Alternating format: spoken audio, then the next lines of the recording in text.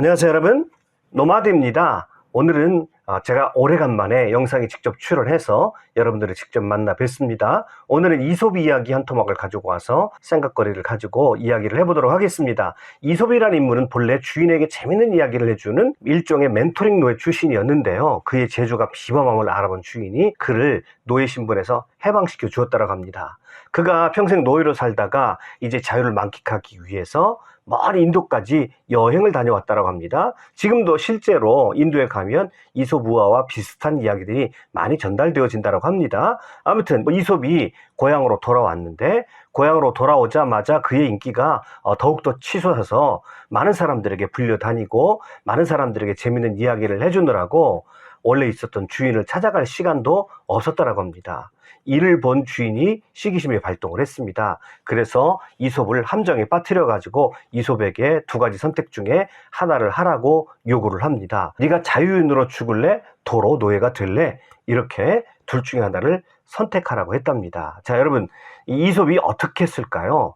이솝은 두 말도 하지 않고요, 높은 절벽에 올라가서 거기서 뛰어서 내려 죽었다고 합니다. 죽는 순간의 그 모습도 아주 다이나믹하죠. 자유가 무엇인지를 한번 우리에게 일깨워주는 그런 이야기인데요. 아무튼 이 이솝의 이야기 가운데 우리가 너무도 잘 알고 있는 이야기가 토끼와 거북이죠. 너무도 유명한 이야기여서 우리의 우화처럼, 우리나라의 우화처럼 생각될 정도인데요. 어느 날 토끼와 거북이가 경주하기로 결정을 하죠. 그래서 이 땅함에서 시작점에서 출발을 했습니다. 시작하자마자 토끼는 제트기와 같이 빠른 속도로 쉥 하고 달려갑니다. 어느 정도 한참 가다 보니까 너무 경기가 밋밋한 것 같습니다. 뒤를 돌아보니까 웬걸요, 거북이는 잘 보이지도 않는 것 같습니다. 그래서 그가 그늘가에서 조금 쉬었다가 거북이가 근처에 오면 다시 뛰어야 되겠다라고 생각을 하고 잠시 쉬고 있는데 그만 그가 깊은 잠이 들고 말았습니다. 잠에서 깨어나고 보니까 이게 웬걸요, 이미 거북이는 그 느릿느릿한 걸음으로 열심히 달려가더니 결승점에 먼저 통과한 겁니다. 자, 우리가 초등학교 때 이 이솝 우화를 들으면서 이런 교훈들을 배웠죠. 자, 어떤 것을 목표로 두고 결정을 했으면 꾸준하게 가야 된다. 꾸준하게 가는 사람이 이긴다. 성실해야 된다. 토끼처럼 자기 재능만 믿고 교만해서는 안 된다라고 하는 이런 이야기들을 우리가 많이 들었습니다. 그런데 이솝 이야기의 버전은 여기에서 멈추는 것이 아닙니다. 요즘에는 이제 이솝 이야기의 새로운 버전들이 많이 나왔는데요. 또다시 토끼와 거북이가 경주가 벌어졌다면 어떤 결과가 발생했을까요? 토끼는 지난번에 쓰라린 패배 때문에 다시는 똑같은 실수를 반복하지 않을 겁니다. 너무도 수치스러운 패배를 당했기 때문에 이 토끼가 각성을 했습니다. 자, 그 다음에 두 번째 경기가 벌어졌을 때 어떤 모습들이 그려지십니까? 토끼가 출발선상에서 아주 빠른 속도로 출발을 하고 열심히 달려갑니다. 그는 끝까지 그 속도를 유지하면서 결승전에 들어가서 결승전에서 한숨 자면서 아마 기다렸을 겁니다. 자, 이런 식의 경기가 반복된다면 절대로 거북이는 아무리 성실해도 토끼를 이길 수가 없습니다. 느린 성실함보다는 빠른 성실함이 훨씬 더 능력이 있는 거거든요. 그래서 거북이는 경기가 이래서는 안 되겠다라고 해서 룰에 문제를 제기합니다. 자, 이런 룰을 가지고는 내가 절대로 토끼를 이길 수 없습니다. 이 룰은 불공정한 것입니다 라고 이야기하겠죠. 그래서 토끼는 아마 이런 제안을 할 겁니다. 자, 다음번에 경기를 할 때는 육지에서 달리는 부분도 있지만 물속에서 달리는 경기 종목도 추가해 주세요. 그래서 공정하게 서로 평가를 받을 수 있도록 해주세요. 마치 근대 5종 경기처럼 육상의 경기와 물속의 경주를 같이 해놓고 공정하게 평가해달라, 이렇게 말할 수도 있겠습니다.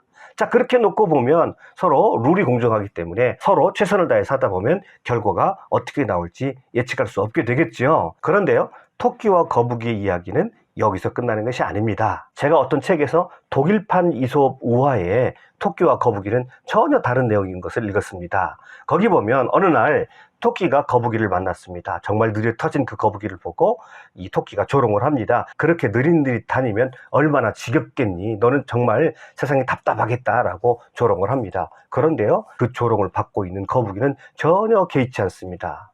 내가 산책을 나가면 너보다 훨씬 더 많이 버는 걸 하면서 여유를 부립니다. 그 모습이 하찮게 보였습니다. 그럴 리가 있겠냐고 보라고 토끼가 저기 개울까지 먼저 달려올 테니까 네가 시간을 재라. 그리고 쏜살같이 개울까지 달려갔다 옵니다. 자, 이번에는 거북이가 갈 차례입니다. 거북이가 느릿느릿 갔다 옵니다. 토끼는 기다리면서도 답답해 죽겠죠. 엉금엉금 겨울까지 갔다 온 거북이가 토끼에게 이렇게 말합니다. 나는 한 걸음 한 걸음 즐기면서 갔다 왔는걸?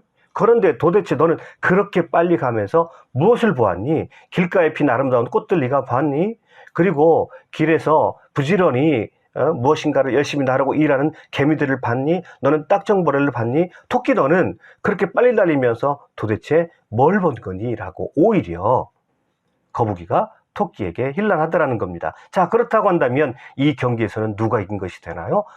거북이가 이긴 것이죠. 거북이의 완승이죠. 만약에 거북이가 자기보다 빠른 토끼를 따라잡으려고 노력을 했다면, 속도의 경쟁을 했다고 한다면 이 거북이는 평생 토끼에게 질 수밖에 없었을 것이고 그는 열등감에 시달릴 수밖에 없었을 것입니다. 우리는 이 경쟁 사회 속에서 남들보다 앞서야 되고 남들보다 빨리 가야 되고 빨리 성공해야 되고 속도에 대한 압박감을 느끼며 살아가는 것 같습니다. 마음이 늘 분주합니다. 마음이 늘 분주하다라고 하는 것은요, 정말 봐야 할 것, 정말 느껴야 될 것, 정말 소중한 사람들의 모습들, 이런 것들이 우리 마음에 담기지 않습니다. 다른 사람의 마음이 우리 마음 가운데 담길 수도 없습니다. 왜요? 마음이 조급하기 때문에 그렇습니다. 실제로 제가 경험했던 여행 중에서 가장 아름다운 추억으로 남는 여행이 있었는데 그것은 남도지방을 도보로 순례한 것이었습니다.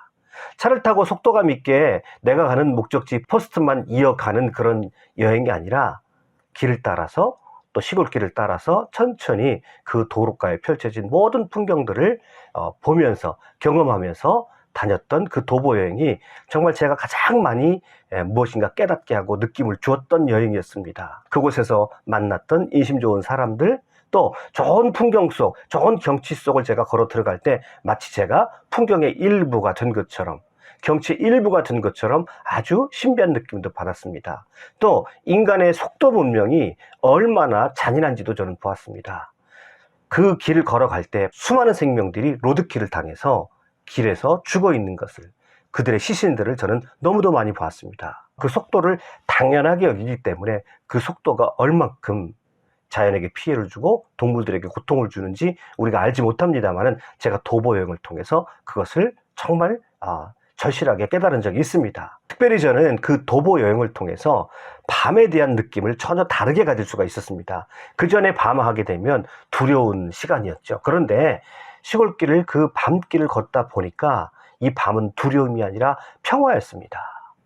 밤은 공포가 아니라 저를 위로해주는 치유의 시간이었던 것입니다. 그렇게 밤에 빛나는 별들과 별들의 빛을 받으면서 밤의 신선한 공기와 그 어둠이 나를 치유하듯이 감싸 안는 것들, 그리고 내 마음에 주었던 그 위로들을 제가 지금까지도 잊을 수가 없이 간직하고 있습니다. 우리는 이제 2021년 새해 벽두에 있습니다. 올 한 해는 우리의 마음의 속도를 좀 늦췄으면 좋겠습니다. 그래서 우리가 조급해하느라 동동거리면서 보지 못했던 우리 주변의 아름다운 풍경들, 나무 한 그루, 풀 한 포기, 그리고 내가 사랑하는 사람들의 마음, 거북이처럼 한 걸음 한 걸음 내딜 때마다 내 주변의 모든 것을 있는 그대로 느끼고 경험하고 뜨뜻한 마음으로 그것을 느끼면서 조금 더 행복하게 올 한 해는 보냈으면 하는 마음에서 제가 인문산책, 오늘 이솝 이야기를 통해서 여러분과 함께 생각을 나누었습니다. 자, 오늘도 영상 끝까지 시청해 주셔서 대단히 감사합니다.